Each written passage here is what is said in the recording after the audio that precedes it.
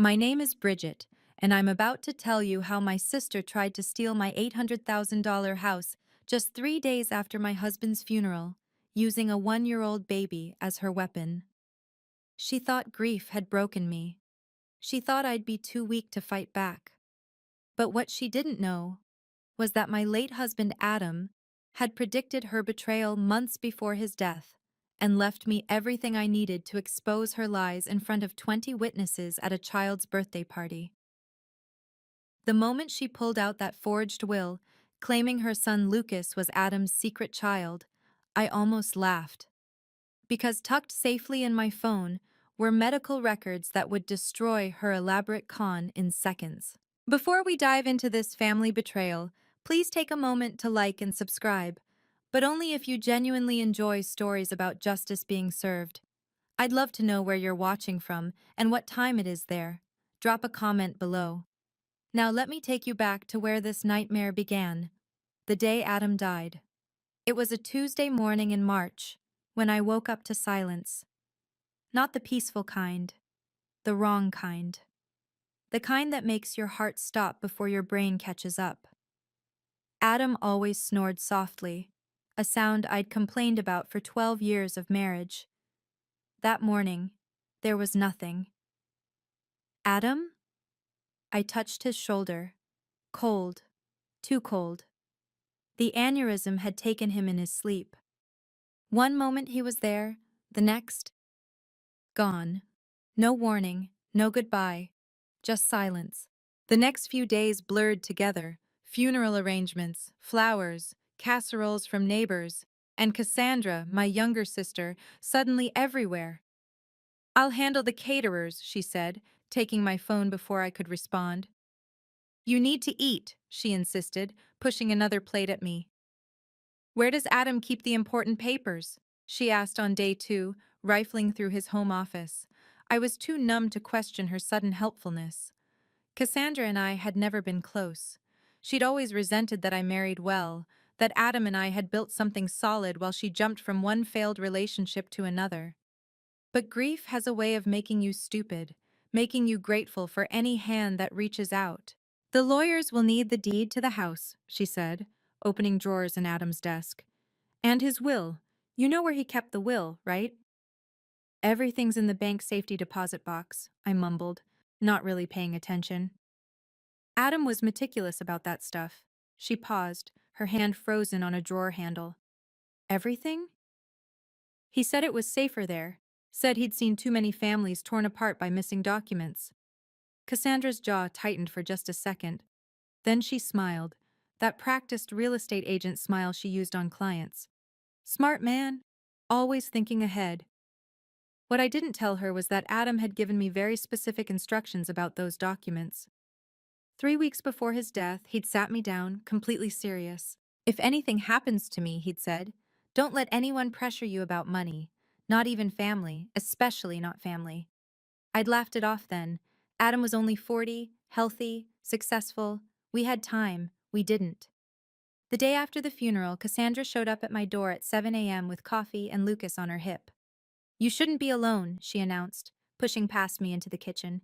Lucas missed his Aunt Bridget. Lucas was adorable, all chubby cheeks and grabbing fingers. But something felt off about Cassandra's sudden sisterly concern. She'd barely visited in the past year, and now she was here every day. "You know," she said, settling Lucas in his high chair. "Adam always loved Lucas. Said he reminded him of himself at that age." I frowned. "Adam barely saw Lucas. You guys came to, what, 2 dinners last year?" "Oh, he saw him more than you knew." She busied herself with Lucas's breakfast, not meeting my eyes. "Adam was very generous with his time." The way she said generous made my skin crawl. "Speaking of generous," she continued, "have you thought about what you'll do with this big house, all alone? It must be worth, what, $800,000 now? Maybe more?" "I'm not selling." "Of course not. Not right away. But eventually, I mean, the maintenance alone must be crushing, the property taxes, the utilities." She pulled out her phone, suddenly all business. "I ran some numbers. You could clear $400,000 easy after the mortgage." There is no mortgage, we paid it off last year. Her eyes lit up like a slot machine hitting jackpot. Really? The whole thing? Adam got a huge bonus from the software company acquisition. We celebrated by burning the mortgage papers in the backyard. The memory stung. We'd danced around that little fire like idiots, drinking champagne straight from the bottle. So you own it free and clear. Cassandra's voice had a strange edge. That's That's wonderful, Bridget. Really wonderful. She stayed another hour, asking about life insurance, retirement accounts, Adam's investment portfolio.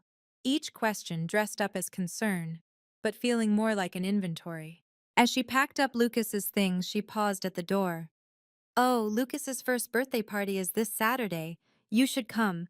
It'll be good for you. Get you out of the house, see people. I don't know if I'm ready for a party. It's not a party, just family and close friends.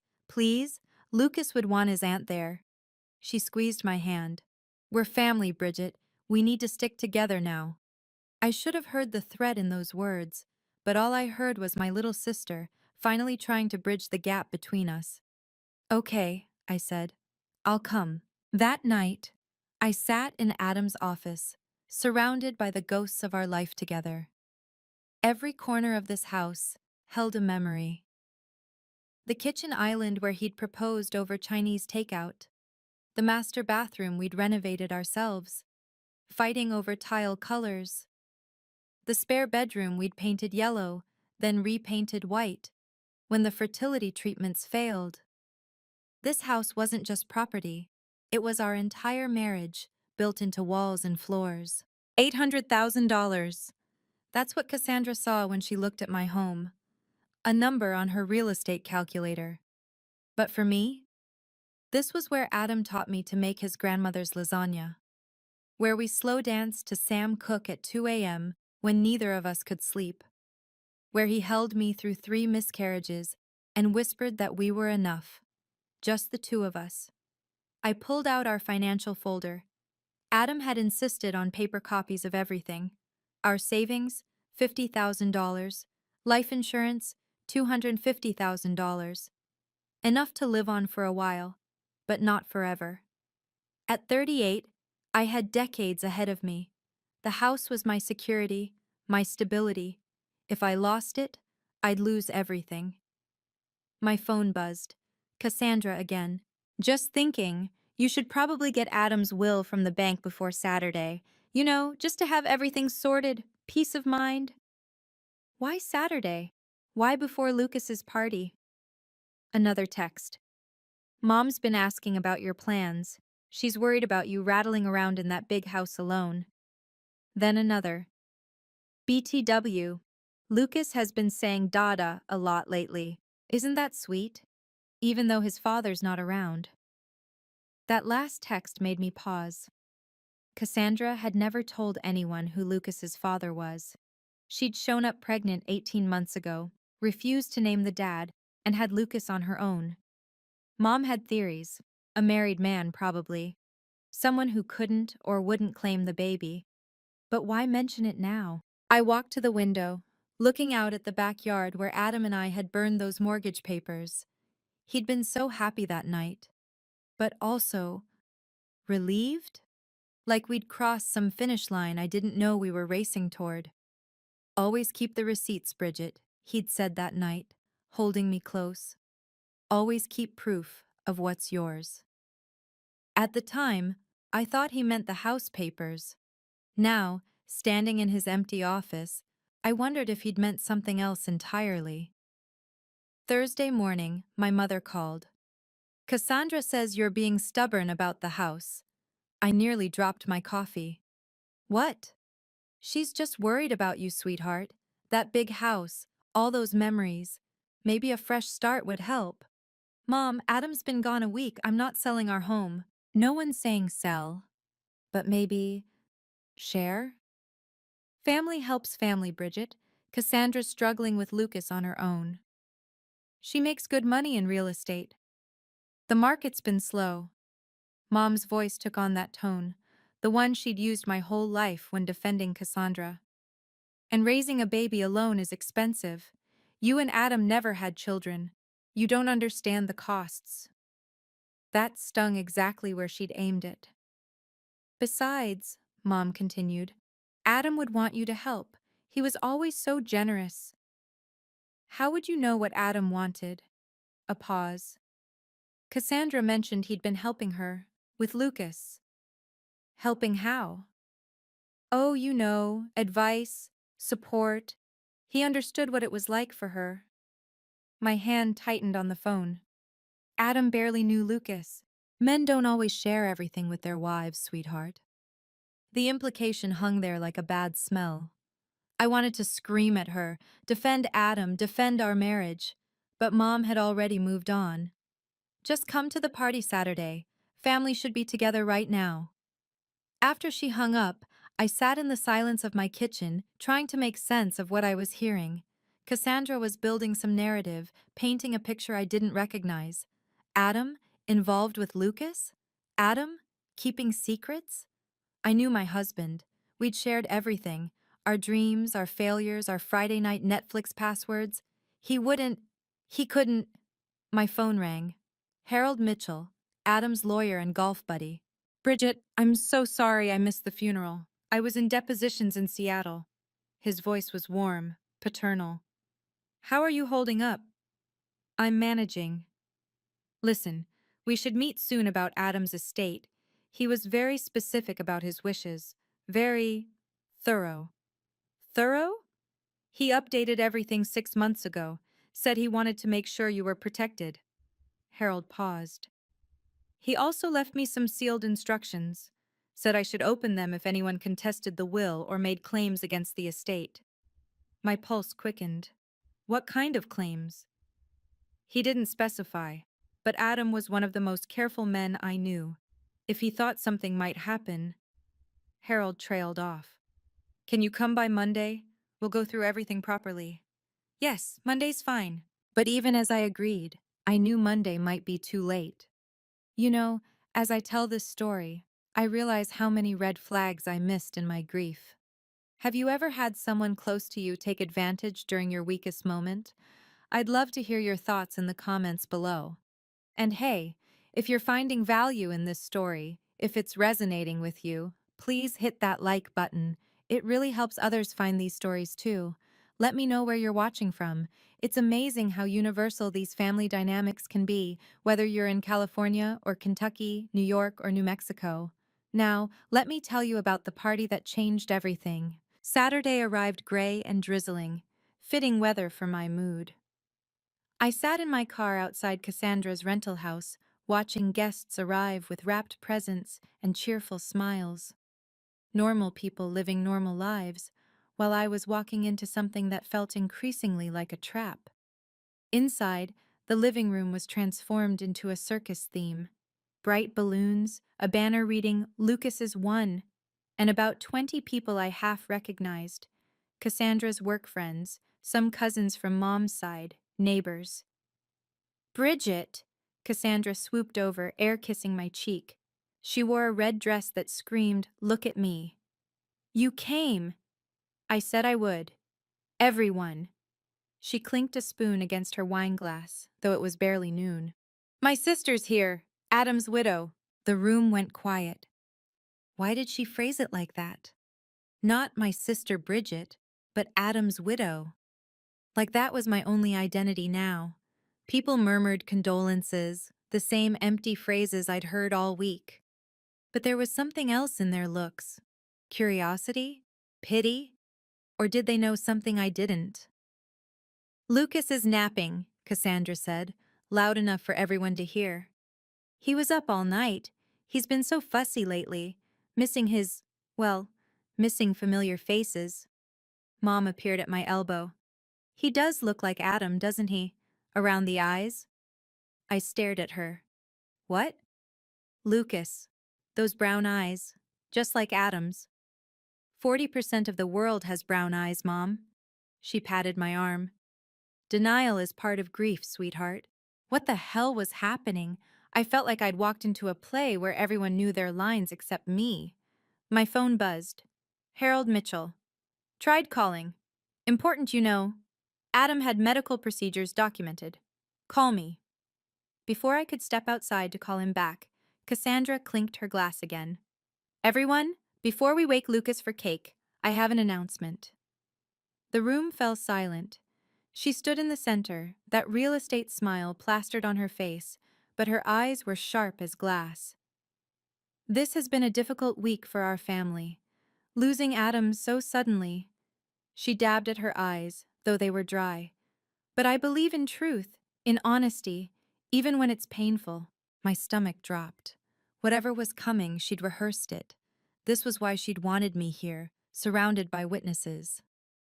There's something you all need to know, she continued. Something about Lucas's father. Lucas's father, Cassandra said, pausing for maximum drama, was my sister's husband, Adam. The room exploded. Gasps, whispers, someone actually dropped a glass. All eyes turned to me, waiting for my reaction. Denial? Rage? Collapse? I stood perfectly still, my face blank. That's impossible. I know this is shocking. No, I mean it's literally impossible. Cassandra's smile tightened. Bridget, I understand you're in denial. Adam had a vasectomy 2 years ago. Now it was Cassandra's turn to freeze, but only for a second. Vasectomies can fail, she said smoothly. It happens more than people think. With a zero sperm count confirmed twice by lab tests?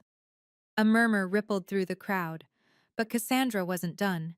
She pulled out her phone, swiping to something. I have texts from Adam. She held the phone up, though no one could read it from where they stood. Planning meetings, talking about Lucas. Show me. She clutched the phone to her chest. These are private. You just announced to 20 people that you slept with my husband. Privacy went out the window. I kept my voice level, professional. The voice I used in financial meetings when someone tried to bullshit numbers. She showed me the screen. Generic texts. Can we meet? How's Lucas? No contact name, no photos, timestamps that could have been edited. These could be from anyone. But they're not. She was getting desperate now, her voice climbing. And I have more proof. Adam provided for Lucas. He wanted to make sure his son was taken care of. She reached into her purse and pulled out a manila envelope. His will, she announced, leaving Lucas his rightful inheritance. The room held its breath. Mom stepped forward, her face pale. Even she hadn't expected this. Cassandra opened the envelope with shaking hands, pulling out official-looking papers. It states clearly that Lucas Adam Morrison, yes, I gave him Adam's middle name, is to receive half the value of the marital home, $400,000. When did Adam supposedly write this will? I asked. 3 months ago, right after Lucas started walking, Adam said, he said seeing his son's first steps changed everything. I almost laughed. Almost. Because 3 months ago, Adam and I were in Hawaii for our anniversary. 10 days on Maui, completely offline, celebrating 12 years together. But I didn't say that. Not yet.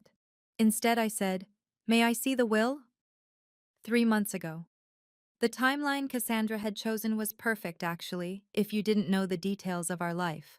As I reached for the will, a memory surfaced. Adam in our hotel room in Maui, laptop open despite our no-work rule. Just one thing, he'd said. Harold needs some signatures. Can't it wait? He'd looked at me strangely then. It's about protecting you, about making sure no one can ever challenge what's ours. I'd laughed, kissed his forehead. Who would challenge anything? We don't have enemies, Adam. Sometimes, he'd said quietly, the people who hurt us most are the ones we'd never suspect. Now, standing in my sister's living room with 24 eyes on me, those words felt prophetic. Actually, I said, not taking the papers yet, before I look at this will, can you tell me which lawyer prepared it? Adam only worked with Harold Mitchell at Mitchell and Associates. Cassandra's eye twitched. He used someone else for this. For discretion. What firm? Does it matter? Legal documents always matter. I finally took the papers, noting how Cassandra's hands trembled as she released them. The will was impressive, Professional letterhead from Johnson Legal Services. Adam's signature looked close, very close. But I'd watched my husband sign 1,000 documents over 12 years. The way his A curved, how he dotted his I's with a tiny dash instead of a dot. This was good, but not perfect. This is dated March 15th, I said. Yes. The day we flew to Hawaii. He must have signed it before. Our flight was at 6 a.m. This is notarized at 2 p.m. I looked up at the crowd, making eye contact with several people. We were somewhere over the Pacific Ocean. Cassandra's face flushed. He could have signed it earlier and had it notarized. That's not how notarization works. The notary has to witness the signature. I turned to page 2. Speaking of which, this notary seal looks wrong. Harold, I called out, knowing he wasn't there but making a point. Oh, wait, Harold's not here, but he did text me something interesting. I pulled out my phone, finding Harold's message. He says Adam documented some medical procedures, specifically a vasectomy on January 10th, 2 years ago, with follow-up tests confirming 0 sperm count. The room was dead silent now. So either Adam could teleport and produce sperm from nothing, I said calmly, or someone's lying. 2 years ago, January 10th. I remembered that day perfectly because I'd driven Adam home from the urologist, him cracking jokes through the discomfort. No more accidents, he'd said, squeezing my hand. Our family is complete, just the two of us. We'd made that decision together after the third miscarriage nearly broke me. The doctor said I could keep trying, but Adam saw what it was doing to me, to us. The hormones, the hope, the devastating disappointments. I love you more than some theoretical child, he'd said. Let's choose us. The vasectomy was his idea. Permanent, irreversible, at least the way Dr. Patterson did it. Adam had researched extensively, insisting on the most thorough procedure. If we're closing this door, he'd said, I want it locked, bolted, and welded shut. Dr. Patterson had laughed, but Adam was serious. He'd even paid extra for the advanced procedure, the one with virtually 0 chance of reversal. 6 weeks later, the first test, 0 sperm count. 6 months later, the second test, still 0. You're officially shooting blanks, Dr. Patterson had joked. Adam had kept every piece of paperwork. You never know when you might need medical records, he'd said, filing them carefully in our home safe. But there was something else. Something I'd forgotten until now. About 8 months ago, Cassandra had made a strange comment at Mom's birthday dinner. Lucas needs a father figure, she'd said, watching Adam help Lucas with his sippy cup. Someone successful, stable. Maybe you should try dating someone age-appropriate, I'd suggested. She'd laughed bitterly. All the good ones are taken. Then she'd looked directly at Adam. Aren't they? Adam had excused himself to the bathroom. When he came back, he suggested we leave early. In the car, he'd been quiet. Then, your sister makes me uncomfortable. She's harmless. No, he'd said firmly. She's not. Promise me something, Bridget. If anything happens to me, don't trust her. Don't trust anyone who suddenly wants to help with our finances. Nothing's going to happen to you. He'd pulled over then, turned to face me. Promise me. Get Harold involved immediately. He has instructions. I'd promised, thinking he was being paranoid. Now, standing in Cassandra's living room with a forged will in my hands, I realized Adam hadn't been paranoid at all. He'd been preparing. This will, Cassandra announced to the room, ignoring my points about the timeline, is legally binding. Adam wanted to provide for his son. Your son, I corrected, not Adam's. Denial won't change the facts, Bridget. She turned to the crowd, playing to her audience. I know this is painful for her. Finding out your perfect husband had a secret life. The only secret here is who Lucas's actual father is. Cassandra's face went red. How dare you? How dare I what? Question your convenient story? The one where my dead husband somehow fathered a child despite medical impossibility. Mom stepped between us. Girls, please, not in front of everyone. She started this, Mom, I said. She chose to make this announcement at a baby's birthday party. Because I knew you'd never discuss it privately, Cassandra's voice cracked. You've always thought you were better than me. With your perfect marriage, your perfect house, your perfect life. So you decided to destroy my husband's memory? I'm telling the truth. Then you won't mind if we do a DNA test. The room went silent again. Cassandra's mouth opened, closed, opened again. You can't test DNA without Adam. Actually, you can. Adam's parents are still alive. Grandparent DNA tests are standard in estate disputes. I was bluffing. I had no idea if Adam's parents would agree, but Cassandra didn't know that. That's invasive, unnecessary. Not if you're claiming $400,000 of my property. One of Cassandra's work friends whispered something to another. The cousins were exchanging looks. Even Mom seemed uncertain now. Cassandra straightened, pulling Lucas's high chair closer to her. The will is clear, and it's notarized. That's all that matters legally. By Johnson Legal Services? I pulled out my phone. Let me Google them real quick. Don't. Oh, interesting. No law firm by that name is registered in our state. I showed the screen to the nearest guests. Or any surrounding state. Maybe I got the name wrong. You just said it was notarized. The notary's name is right here. Patricia Johnson. Let me check the state notary database. I typed quickly. No Patricia Johnson registered as a notary in the past 5 years. The murmur in the room grew louder. Someone said, "That's fraud." Another whispered, "Forging legal documents is a felony." Cassandra's hands were shaking now. "You're lying. You're making this up because you can't accept—" "I'm stating facts, unlike you." "Even if the vasectomy is real," Cassandra said desperately, "procedures fail. Lucas exists. He's here. He's real." "No one's denying Lucas exists. Just your story about his father." The room was dividing now. Some guests edging toward the door, others leaning in for the drama. Mom stood frozen between us, her face pale. "Bridget," one of the cousins said gently, "maybe you should go. This is Lucas's party. That she invited me to specifically for this ambush." "It's not an ambush. It's the truth." Cassandra was almost screaming now. "Adam loved me. He chose me." "He chose you?" I laughed. But it wasn't cruel, just tired.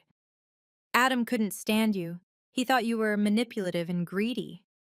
"You're lying." "Am I? Remember last Christmas? You got drunk and tried to sit on his lap? He literally pushed you off and left the room." Several people gasped. Mom's hand flew to her mouth. "Or Thanksgiving 2 years ago?"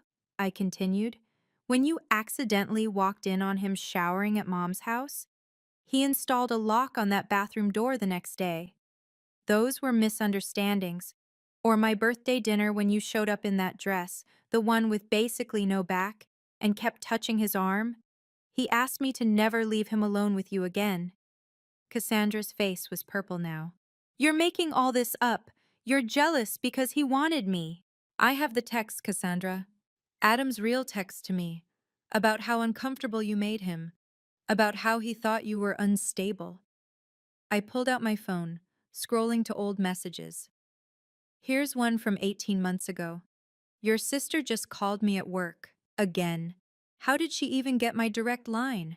This is getting creepy." Another from last year. "Cassandra drove by the house 3 times today. I saw her car on the security camera. Should we be worried?"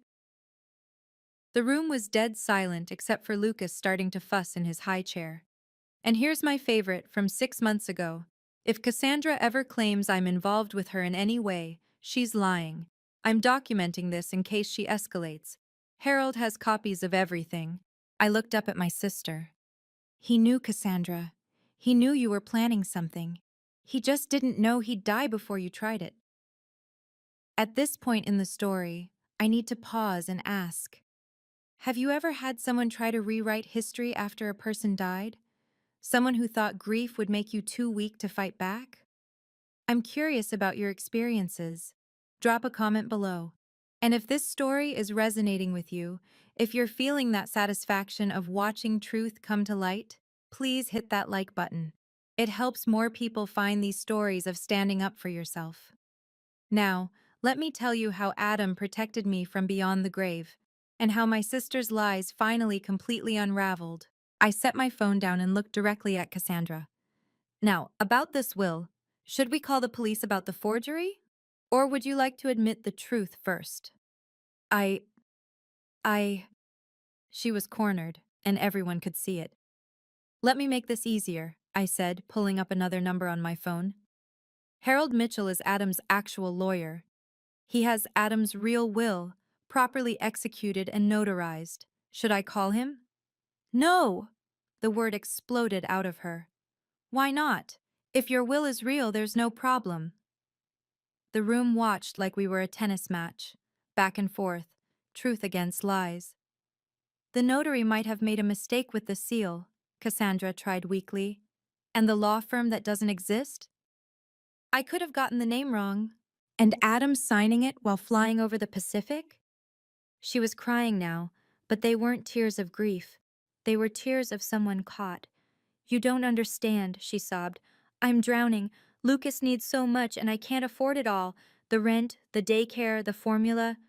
So you tried to steal my house? It's not stealing. You have everything. The house, the life insurance, the savings. Adam had so much, and Lucas has nothing. Lucas has a mother who should get a better job instead of committing fraud. Mom finally spoke. Cassandra, is this will real? My sister's silence was answer enough. Oh my God, Mom whispered. You forged legal documents? You lied about Adam? I needed the money. Then ask for help, I said. Don't create elaborate lies about my dead husband. You wouldn't have helped me. You're right, I wouldn't have given you $400,000. But I might have helped with Lucas's daycare, or groceries, if you'd asked instead of scheming. One of the guests, a lawyer from Cassandra's office, spoke up. Cassandra, if this will is forged, you could be disbarred. You could go to prison. The reality finally hit her. She collapsed into a chair, sobbing for real now. I looked around the room at all these witnesses. I want everyone here to remember this moment. Remember what she tried to do, because I'm done protecting her from consequences. I picked up my purse, then paused. Oh, and Cassandra? Harold has been recording this entire conversation. He's on speakerphone in my pocket. Say hi, Harold. Hello, everyone. Harold's voice came through clearly. I've documented everything for the potential fraud case. You were recording this? Cassandra shrieked. That's illegal. Actually, Harold's voice came through my phone. In our state, only one party needs to consent to recording. Bridget consented. And given that you announced your fraudulent claims in a public setting with 20 witnesses, you have no expectation of privacy. I pulled the phone out, switching off speaker but keeping Harold on the line. Now, I said, let's discuss the actual facts. Harold, would you mind sharing what Adam documented? Certainly. Adam underwent a vasectomy on January 10th, 2 years ago, performed by Dr. Patterson at Valley Urology. The procedure was specifically a bilateral vasectomy with fascial interposition and cauterization, the most permanent form available. Several guests looked confused, so Harold simplified. It means there's zero chance of reversal without major surgery, which Adam never had. But more importantly, Harold continued, Adam had follow-up tests, 2 of them. Both showed complete azoospermia, 0 sperm count. The chances of him fathering a child after that are essentially impossible. Tests can be wrong, Cassandra started. Which is why Adam had them done at 2 different labs, Harold cut her off. He also had a 3rd test done 6 months ago when you started making comments about Lucas looking like him. Still 0. The room collectively turned to stare at Cassandra. He knew, she whispered. He suspected you might try something, Harold said. That's why he updated his will 6 months ago with very specific language. He also wrote a sealed letter to be opened if anyone contested his estate or made claims of paternity. What does the letter say?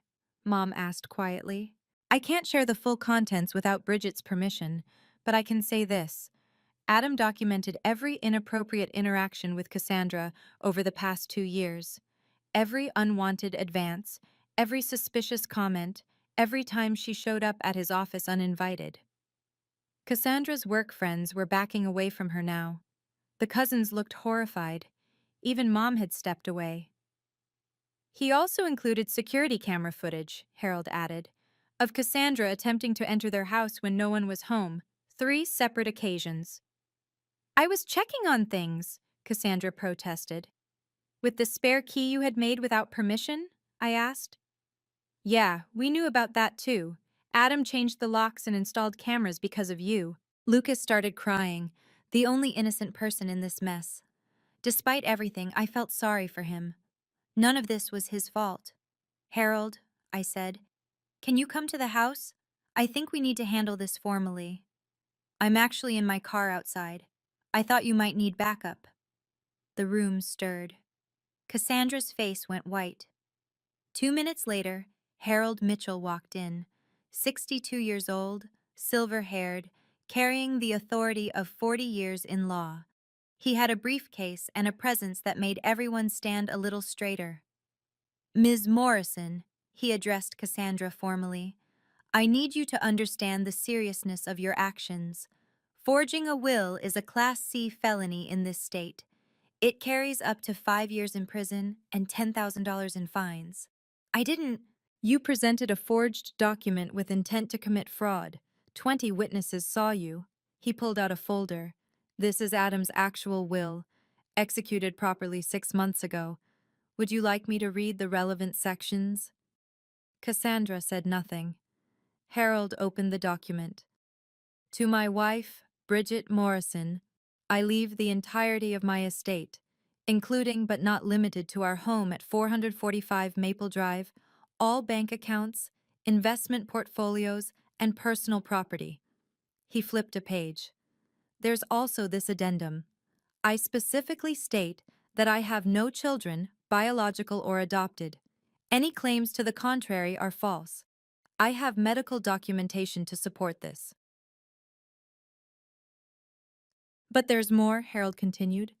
Adam included a provision about fraudulent claims. He read, should anyone attempt to claim paternity or present forged documents regarding my estate, I direct my executor to pursue full legal action, both criminal and civil. The room was tomb silent.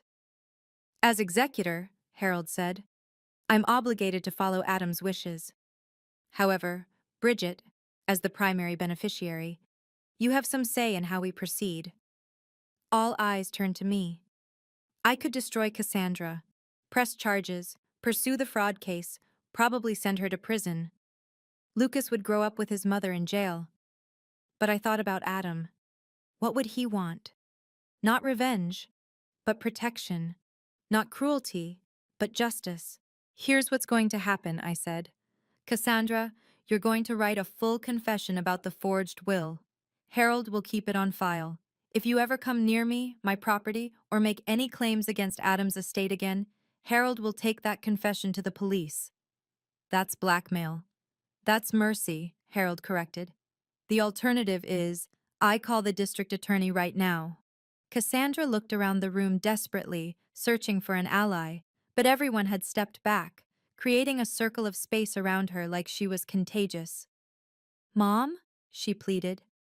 Mom shook her head slowly. How could you? Using your own son in a lie? Trying to steal from your grieving sister? I was desperate. You were greedy, Mom said flatly. You've always been jealous of Bridget. But this is beyond anything I imagined you capable of. Fine, Cassandra exploded. You want the truth? Yes, I forged the will. Yes, I lied about Adam. But you all bought it, didn't you? You all believed perfect Adam could have cheated. No, said one of her work friends.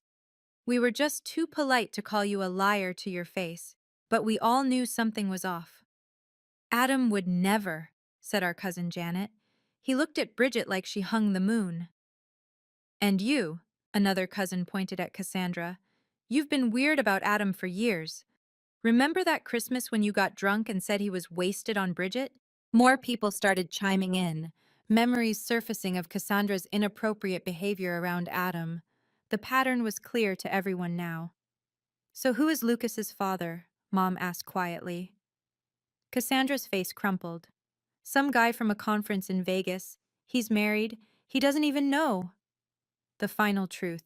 Lucas was just a baby born from a one-night stand, and Cassandra had tried to use him as a weapon to steal my home. I'll write your confession, she said to Harold, defeated. But then I'm done. With all of you. That's your choice, I said. But Lucas is innocent in this. If you ever need help for him, legitimate help, not lies and schemes, you can ask. Through Harold, not directly to me. She looked up, surprised. I'm not doing it for you, I clarified. I'm doing it because Adam would want that baby to have a chance, even if his mother is a criminal. Harold pulled out a legal pad and pen. Let's get this confession written now, while everyone's here to witness. As Cassandra wrote, her hand shaking, I felt something lift from my shoulders. Not grief, that would take time, but the weight of doubt, of confusion, of betrayal. Adam had protected me, even in death. He'd known who Cassandra really was and prepared for it. That was true love. Not flowers and poetry, but practical protection and foresight. The aftermath was swift and brutal. Within an hour of the party disaster, Cassandra's real estate firm had 3 voicemails on their emergency line from guests who worked in the industry. By Monday, she was on administrative leave, pending an ethics review. Forging legal documents, even outside of work, was grounds for losing her real estate license. Mom called me that night, crying. I'm so sorry, Bridget. I pushed you to help her. I believed her lies. She's your daughter, Mom. You wanted to believe the best of her. But I should have believed you. Adam was a good man, the best son-in-law I could have asked for. She paused. I told Cassandra she's not welcome at my house anymore. Not until she gets help. The family chose sides quickly. Most sided with me. The evidence was too overwhelming. But a few, the ones who always enabled Cassandra, tried to argue I should have handled it privately. She humiliated herself, I told them. She chose the venue, the audience, the lies.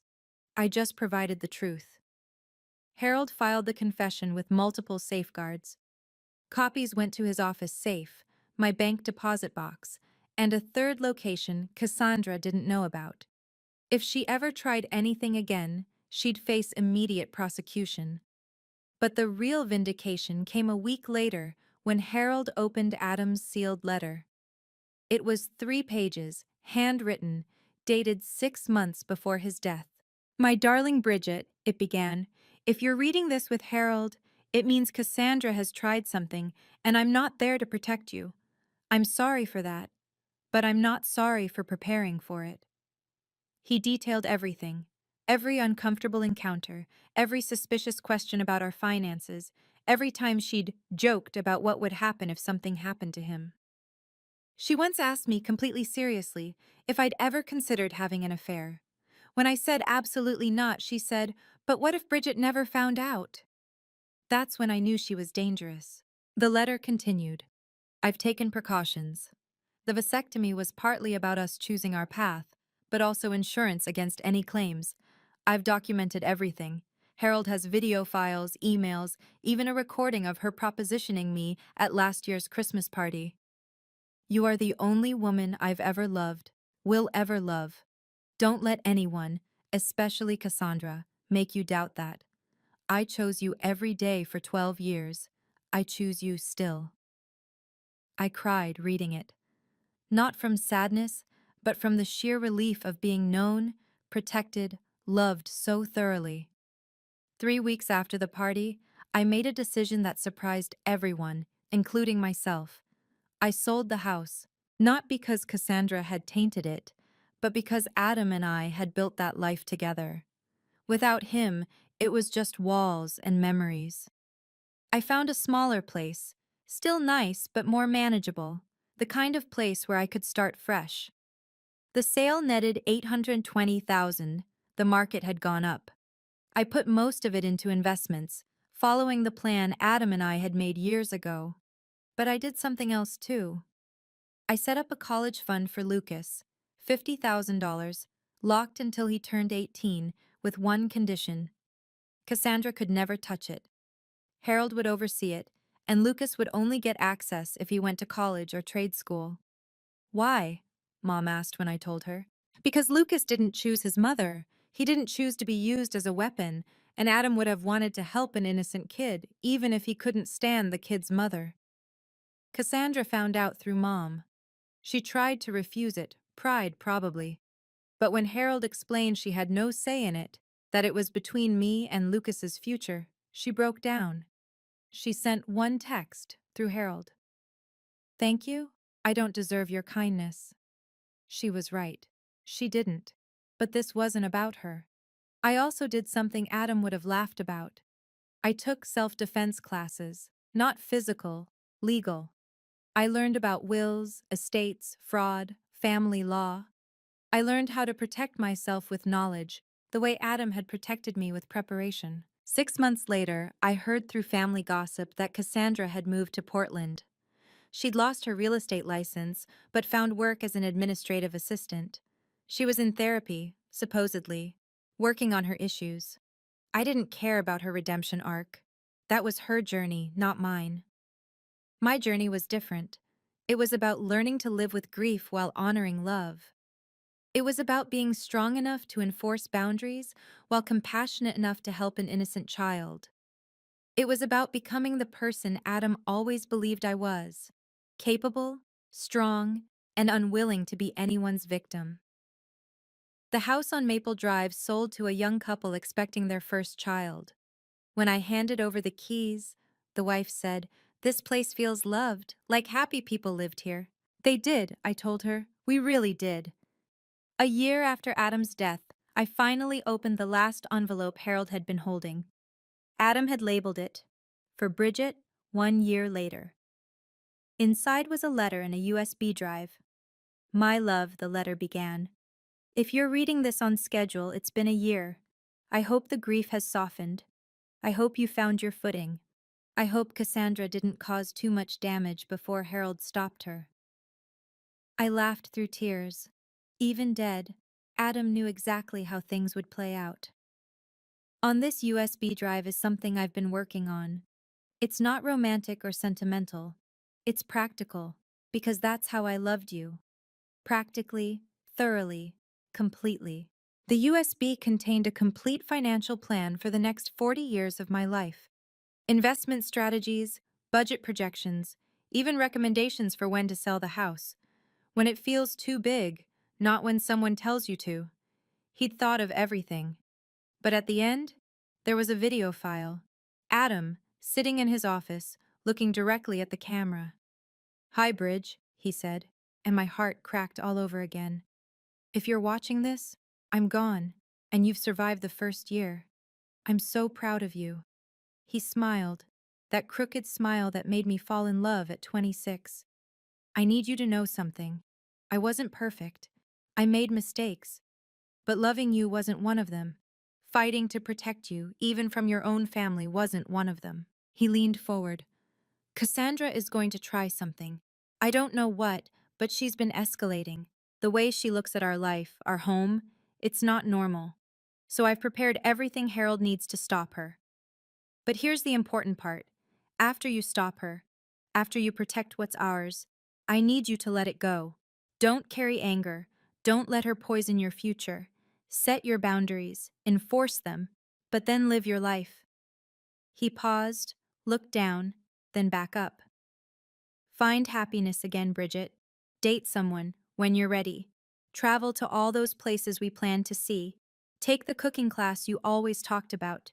Live, because that's what love is, wanting the person you love to be happy, even when you can't be there to see it." The video ended with him reaching toward the camera saying, "I love you, Bridge. Always." I watched it 3 times, crying less each time. Then I signed up for that cooking class. That was 2 years ago. I'm 40 now, living in my cozy townhouse, working as a financial advisor specializing in estate planning, helping other families avoid what I went through. I never spoke to Cassandra again. Mom tells me she's doing better, that therapy helped, that she's genuinely remorseful. Maybe that's true. But remorse doesn't erase betrayal, and forgiveness doesn't require reconciliation. Lucas will get his college fund in 15 years. Harold sends me annual updates. Just confirmation the fund is growing. I don't need to know more. Last month I went on my first date since Adam died. He's nothing like Adam. Quieter, more serious, owns a bookstore. Adam would have liked him, I think. We're taking it slow, but it feels like possibility. The lesson Adam taught me wasn't about protecting assets or documenting evidence. It was about love that thinks ahead, that plans for the worst while hoping for the best. It was about being strong enough to enforce boundaries and wise enough to know when to build them. True love doesn't just say, I love you. True love says, I've got you covered, even when I'm gone. So I'm curious, what would you have done in my situation? Would you have pressed charges against Cassandra? Or was letting her go the right choice? I still wonder sometimes. If this story resonated with you, if you've ever had to stand up to family who tried to take advantage, please share your experience in the comments. We're not alone in these battles. And if you think someone needs to hear this story, someone dealing with family betrayal or estate issues, please share it with them. Subscribe for more stories about standing up for yourself, setting boundaries, and finding strength in the hardest moments. Remember, document everything, trust your instincts, and never let anyone make you doubt your worth.